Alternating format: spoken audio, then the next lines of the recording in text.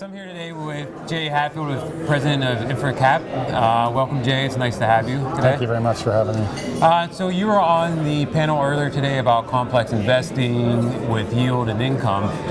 With InfraCap, you do infrastructure investments. Why don't you tell me a little bit about the firm and what you do?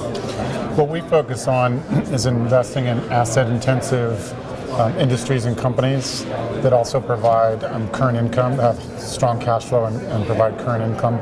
So that generally would be the energy infrastructure industry, real estate, and certain industrial companies that have that stable cash flow and pay it out to investors.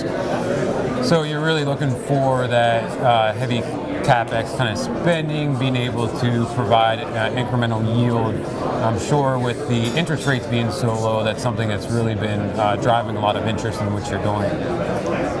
That's true. There's been a little bit of a headwind in the energy sector because certain energy infrastructure companies do have commodity sensitivity, and it's caused the whole sector to sell off.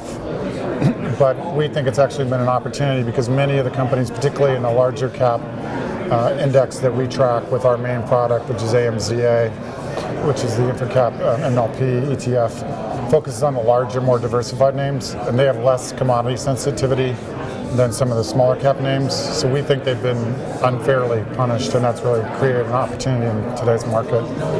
Specifically, right now that index is trading about 6.5% with treasuries below 2%. So that's 4.5% over treasuries. Normally, that more stable index trades around 2.5 to 3% over treasuries. So we think it's a good entry point for long-term investors. We're not making a short-term call on commodities. I think the longer-term oil will trade higher, but in the short run, we think it's a good opportunity to enter for long-term investors.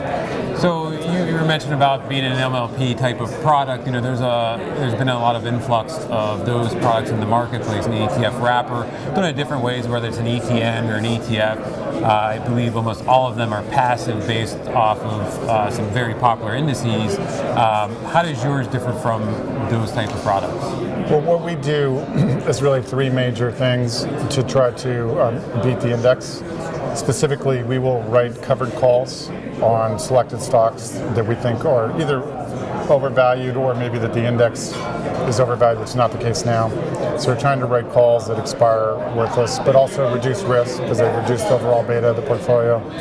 We then also optimize the index by selecting the companies according to our research that are either attractively valued or have an attractive event calendar situation whereby either they might be subject to some merger activity, or certain companies that we might be underweight might be more likely to issue equity, which would depress their price. So we optimize those weightings. And then finally, depending on the market conditions, we'll run some leverage. We'll run up to normally 20 to 30% leverage if we think the index is undervalued. So now we're running right around the maximum level that we'd like to run, around 30%, because we think that the index is undervalued.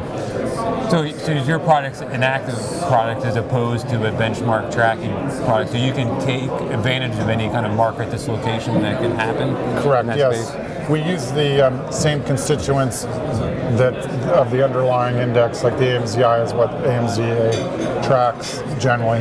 But what we try to do, though, is pick the optimal weightings for those stocks. And we also will sub in their general partners for the limited partner. So it's the same asset base, but it's a different, structurally superior security. So that we believe that in the long run, that'll produce returns that exceed the ETFs that track the underlying index. Well, fantastic. That was a great entrance into the space, and I really appreciate it. I'd like to thank you again for coming out to the event, and hope you enjoyed it. Great. Thanks for having us. Thanks a lot, Good man. to see you. Thank you.